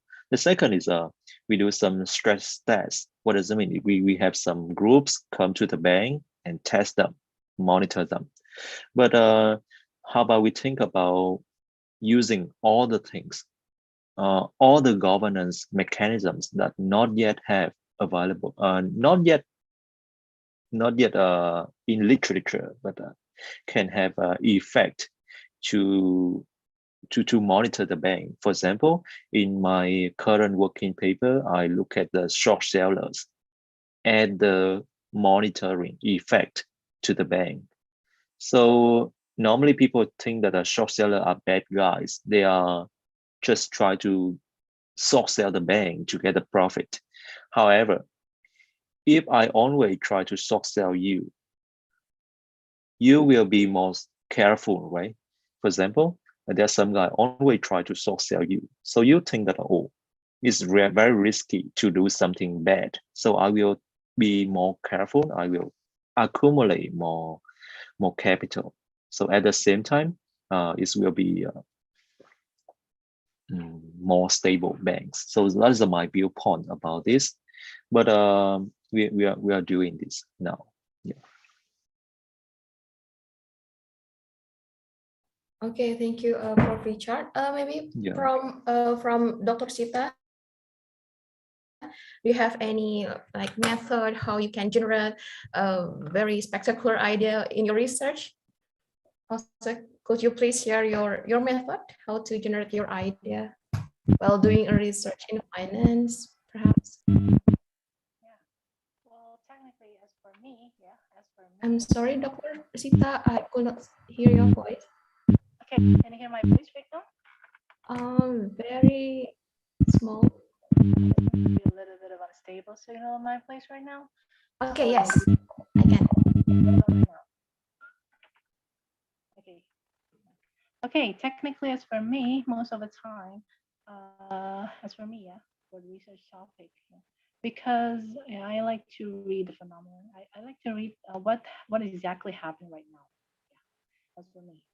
As for me, I like to read what is exactly is happening right now based on the phenomenon itself, and then I try to compare with from the realities itself, what happens right now, and then I try to compare it. I try to compare it with the literature.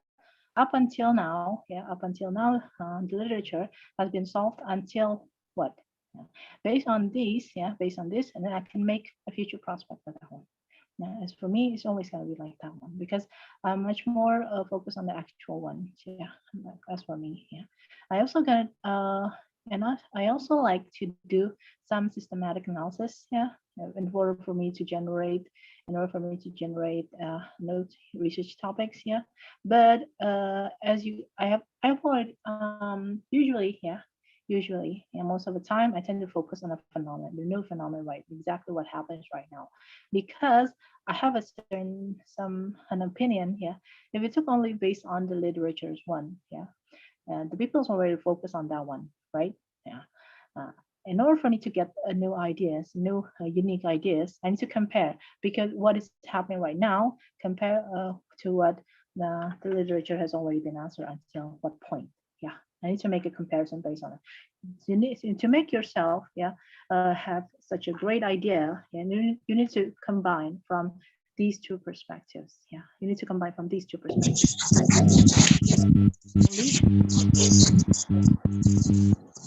Hello, Dr. Sita. Hello. Hello. Okay. Yes. Okay. We lost you for a moment. Actually. You can lost me for a moment. Okay, let me remind again.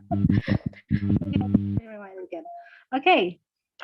Just to rewind again.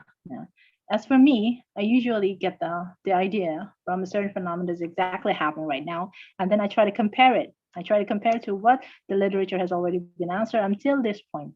And then after that, I can make a certain project based on that one. Future prospect based on that one. In order for me, I always think of myself.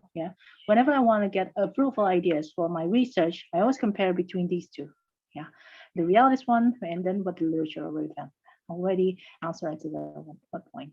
In order for you to get generate fruitful ideas for your research and make your research much more essential, much more fruitful, much more sounding, especially if you want to publish in international journals, of course, you need to make a comparison based on these point of view. You not only focus on that was one of the major reasons, why the international journals, specifically for the international reputable journals, they're much more focused not only on the theoretical contributions, they're much more focused. They also focus on the practical contributions, because what is the main essential of the paper itself is only focus on the theoretical ones, but the paper itself needs to be fruitful, if they can offer the certain theoretical contributions as well as the practical contributions and a balanced type between those two. I think from my opinion, it's always going to be like that one. Okay, thank you very much, Sally. Okay, thank you, Dr. Sita. Yes, I guess it's become a problem for many, not only students, but maybe also the lecturer, about how to generate an idea, a new one, to get a novelty that different with previous research is really a tough task, I guess. So, like Prof. Richard and also Dr. Sita say, it's really important to know about the development of each research until now, and we should know the current issue. And the last but not least, we also should have a collaboration with other people, and it will be better if from another country, I guess, because different country will have different problem. Maybe it will enrich our perspective, and we will get a new insight also. Okay, maybe another question. Oh yeah, we have a question from Mr. Aldi Akbar to Prof. Richard. A moderating variable in financial quantitative research, what type of data is better to use, whether in the form of a dummy or a ratio? Please, Dr. Richard.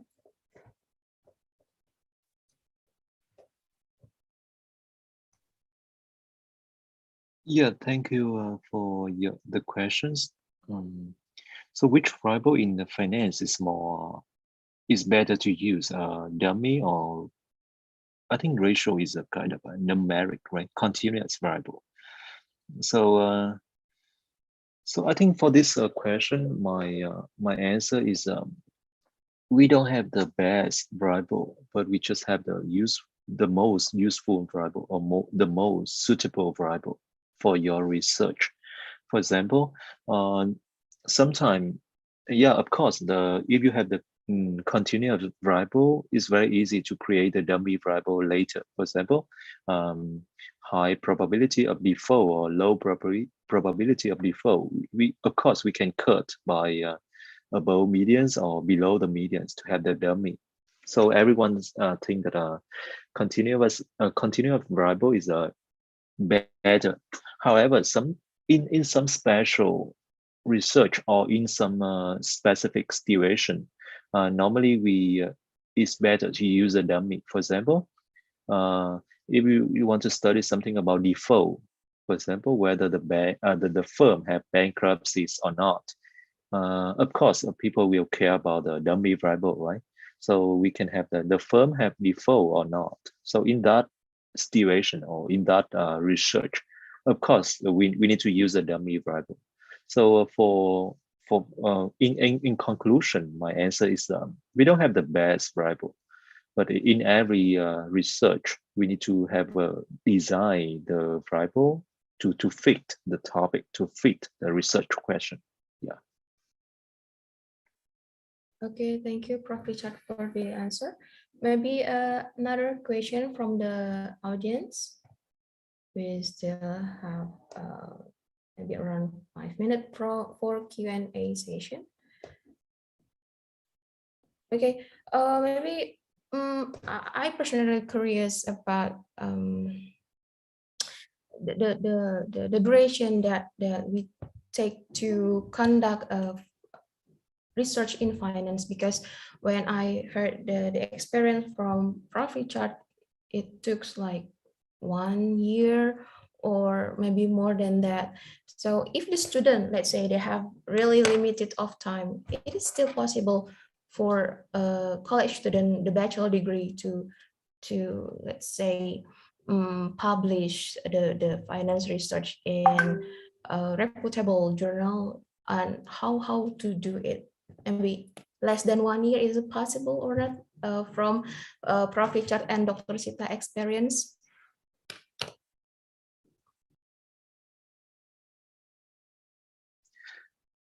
So let me go first, okay? For the research, research timeline is very depend on which kind of targets you want to aim for. For example, if you want to aim for top journal, or leading journal like a Q1 in the SCI or Scopus. It may take a long time. For example, I have some experience that there's some paper is more than 5 years, 6 years for one paper. For example, have the idea in 2016, but I just published in this year, so it's around 6 years, right?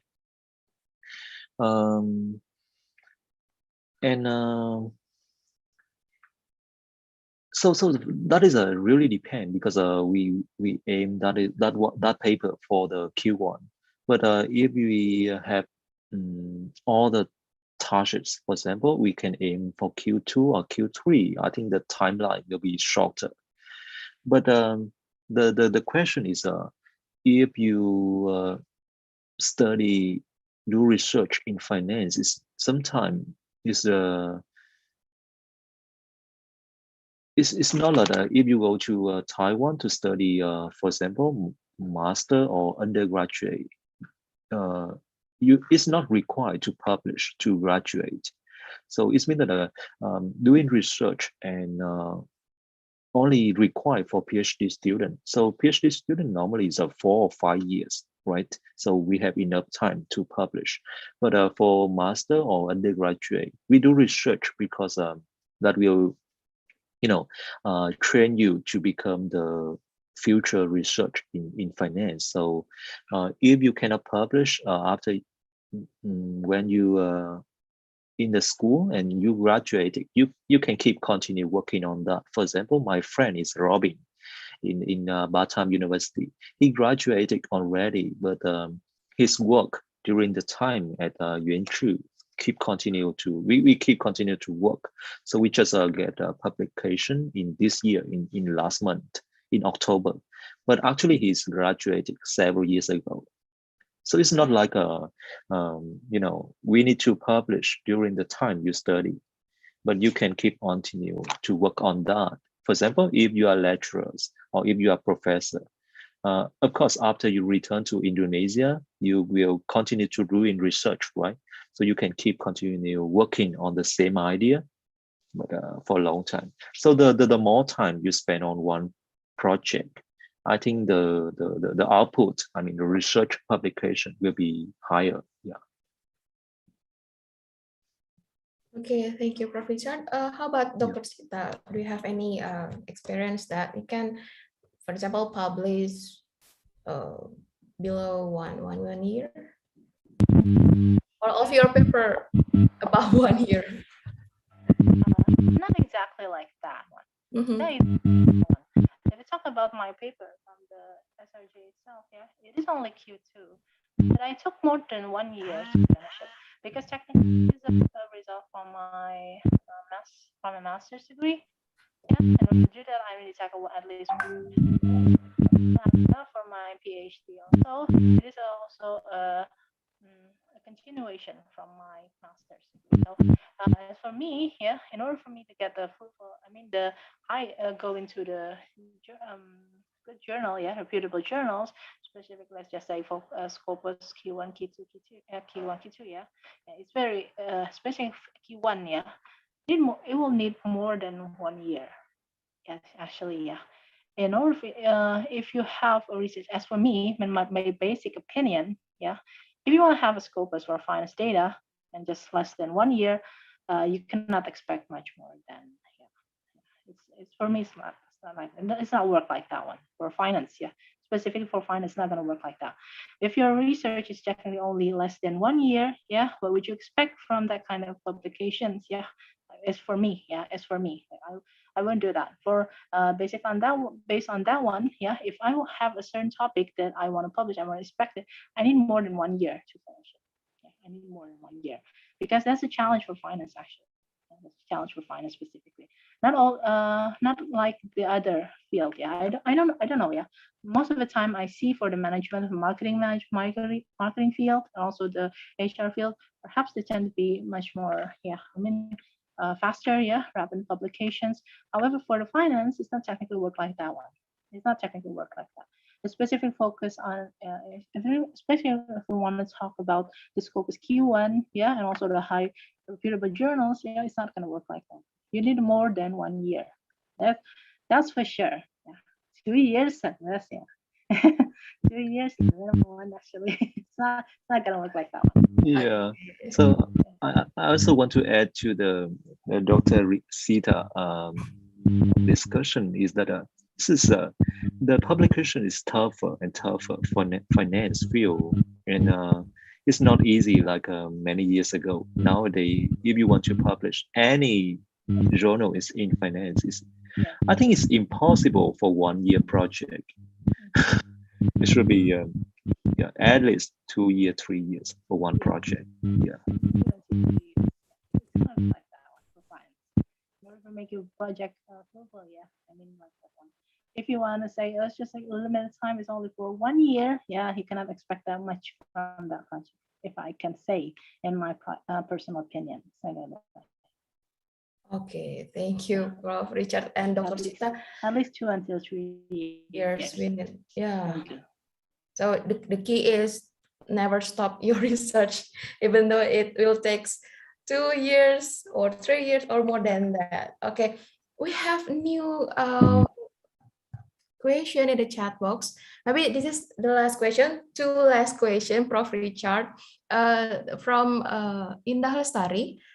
Just sharing my research on bank ownership, government and private, with the funding model as an intervening variable that affects its internal profitability. I finally tested with nonlinear or OLS, and the result were U-shaped for government and inverted U for private banks. How do you compare OLS to GMM, the limitation only bank in Indonesia? Okay, Prof. Richard. Yeah, thank you for the question from India. Let's talk about the limitation of the data first. So your concern is about if you use only the Indonesian data, whether it can publish, right? Am I correct on this? This question is actually also my main concern when I use Taiwan data several years ago, many years ago. But actually I get my first publication is using Taiwan data. So the key point I want to share is that sometimes the data shows maybe is not important as the idea. So if you have the good idea and the data from a non-US country, it's still possible to publish if you have the good idea and good research design. So for example, if you want to study something about like a family ownership, so it's better to use Asian data because in Asia, like Korean, Hong Kong, or Taiwan, the family ownership company is more popular compared to the US. So that's why with this kind of topic, it's better to use Asian data. So I don't think the data is a problem, but the thing is that we need to have a research design and have a very good skills, a very good reason why you choose the Indonesian data. The second is about the OS and GMM. I don't think there's no. I think it doesn't matter you use which method, but the thing is that we need to have a good reason why you choose that method is more important. Yeah. So that is my answers. Okay, thank you, Prof. Richard. This is the last question, okay, from Mr. Dadang Ramadan to Prof. Richard and Dr. Sita. Which one is better for young researchers when you want to select the journal? Should we select the journal with the high index corpus or starting with low index corpus? Okay, please, Prof. Richard.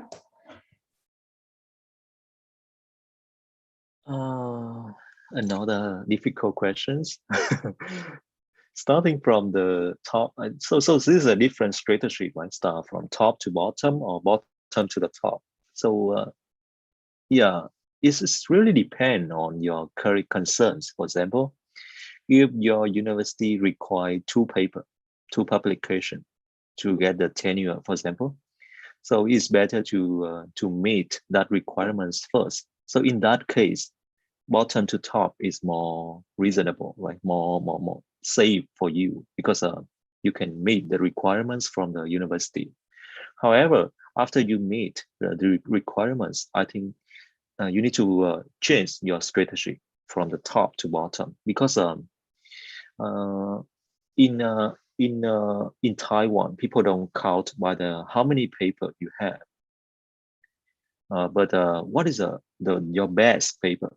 Where is your best paper? For example, they don't care you have 100 papers, but they would care that, oh, you have one paper in, say, JFE. So in Taiwan, people will have one journalist, or even in any country. For example, in Australia, we have ABDC. So they don't care you have 100 papers, but they care that, oh, you have one paper in A star, you have one paper in A. Yeah, that is the way people talk in discussion about the ability of one scholar. So I think you need to combine these two strategies, depend on your career concerns, your career requirements. Yeah. Okay, thank you, Professor. Now maybe from Dr. Sita. Hello, Dr. Sita. Yeah, hello. How about you, Dr. Sita? Actually, it's gonna be like it's gonna be the same as what Professor Richard already mentioned. Yeah, the time constraints technically, and also the requirements from the universities itself. Yeah, let's just say the universities require us to finish in just less than 1 year, and then suddenly expected to get a high index. Yeah, it's not gonna be possible, right? So if the university still wanna focus to get the high index one, they need to extend the time, because it is impossible to finish it in just 1 year range. Or if the university simply just, I cannot extend the time to just simply only 1 year, then of course, then the universities needs to be able to negotiate by get the lowest, the lower index. So it should be enough for the universities itself. I think it needs to be based on those things. The time constraint as well as the requirements. The basic requirements for that one. Okay, thank you, Dr. Sita. So which one strategy that we use from bottom to top or top to bottom is depend on our condition actually. Do we have a time constraint? What requirement that we need to fulfill? And I really interested with what Dr. Richard said, that in Taiwan, they do not care about how many paper that we publish, but they more care about, do we publish in the top journal? It's really a new thing for me, Doctor. Thank you for sharing that. Okay. Yeah. Okay. That also in many countries outside of Indonesia, if I can say. And in Europe, it's also going to be like that one. Okay. Yeah, it's not much more focus. If you have 100 scopus, if you have 100 scopus Q3 or Q4, it's not. It's not. And then one person have 100 scopus, Q1, Q2, Q3, and then meanwhile the other one have also only 2 paper, but it's in Q0, let's just say in a 5 A star like that one. That's just like Professor Richard mentioned. Of course, the better one, I think the better one is going to be much more countries outside of Indonesia focus on the quality rather than the quantity, if I may say. So not only talking about the nominal quantities, but also but much more focus on the quality of the publications itself. Then it is also quite impossible, if I may say, to get from the bottom until for the junior researcher goes into the top and then goes straight into the bottom one. It is very difficult, if I may say. That's for me, because it's in my own opinion, because most of the time for the junior researcher, it goes from the bottom one until it goes up into the bottom. If you are a senior one, then you can go from the top to bottom. I think it is for me, from my own perspective. Thank you. Thank you, Dr. Sita. And Prof. Richard, we already at the end of Q&A session. I really got a lot of insight from the presentation, but from of you, maybe what we need to remember that we never stop to find the new phenomenon, to be more aware to the current issues. So it will help us to develop an idea related to research, especially in finance. And we must remember that year by year, publish finance journal article getting hard. So we need to make a collaboration with many scholars that come from many countries also. Okay, thank you so much for Dr. Sita and also Prof. Richard for the presentation, and thank you for the audience that asked in the chat box, and for those that watching this session. That's all from me. Giving back to the Dr. Irna. Thank you so much, Ibu Shirley. Thank you so much, Prof. Richard, and also Dr. Sita for an insightful discussion and also sharing session from both perspective of Dr. Sita and also Prof. Richard. Don't forget, honorable participants, if you want to have further discussion with both of our speakers, you can contact them directly. Prof. Richard have already shared to connect how to connect him and also how to keep in touch with him. And also Dr. Sita also feel free to ask us because Dr. Sita is one of our faculty member here. And for all participants also do your best and start the research, and don't forget the publication. You can do further collaboration together, not only for Indonesia researcher, but also collaboration in the international level with Prof. Richard, one of that. Thank you so much once again. And next agenda, I would like to invite the Dean of Faculty of Communication and Business Telkom University, Ibu Ade Irma Susanti PhD, to give a certificate of appreciation for all our speakers through online. Ibu Ade.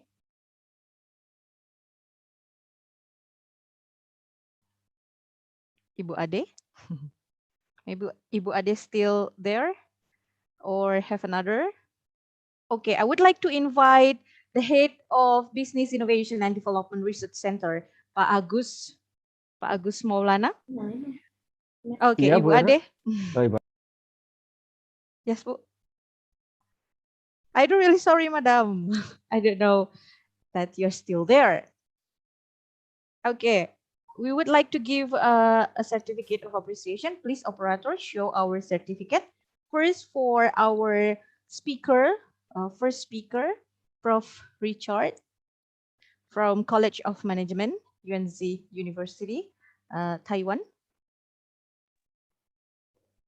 Yeah, thank you so much for the certificate. I'm really happy to be in the webinar today, and I really enjoy the webinar, and I hope that we can, have more collaboration in the future, and welcome any research collaboration or any student want to continue graduate in Taiwan in the future. Yeah, thank you. Thank you so much, Prof. Richard. And next will be certificate for Ibu Dr. Sita. Okay, thank you very much for the certificate. It's been a very nice opportunity for me to join this webinar and then get a fruitful discussion on this specifically for today. Thank you very much for having me today. Okay, thank you. Maybe Ibu Ade want to deliver a short closing speech for our webinar today.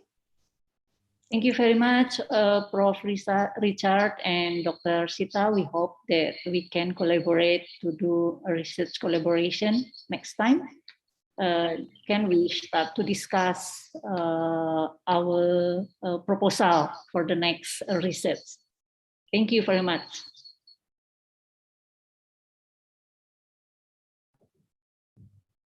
Okay, thank you so much, madam. We cannot face to face and shake on each other, but no problem.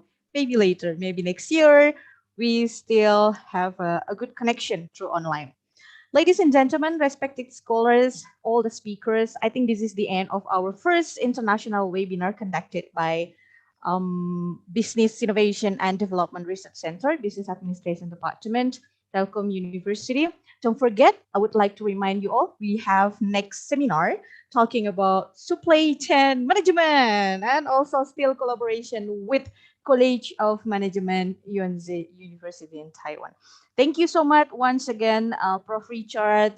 Stay healthy, and also for all participants, don't forget to fill in the feedback link and also your attendance.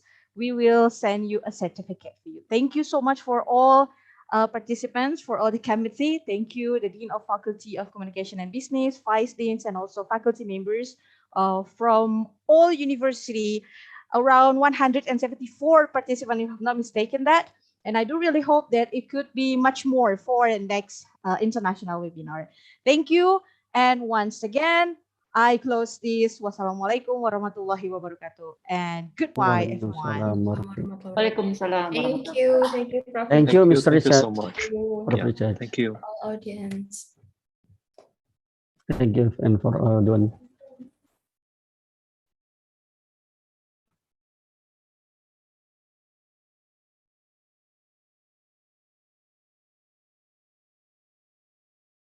Ya, izin labnya Pak Agus. Pamit. Pamit ya. Assalamualaikum. Waalaikumsalam warahmatullahi wabarakatuh.